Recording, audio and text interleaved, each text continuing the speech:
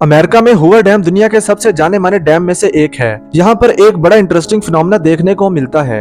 इस डैम के ऊपर जाकर अगर आप एक पानी की बोतल से पानी नीचे गिराएंगे तो पानी नीचे गिरने के बजाय ऊपर की तरफ जाएगा, जैसा कि ग्रेविटी यहाँ पर काम ही ना करती हो। इसकी वजह है हवा का अपड्राफ्ट। डैम के ऊपर जहाँ पानी जमा है वहां पर हवा ठंडी होती है, नीचे हवा काफी गर्म होती है।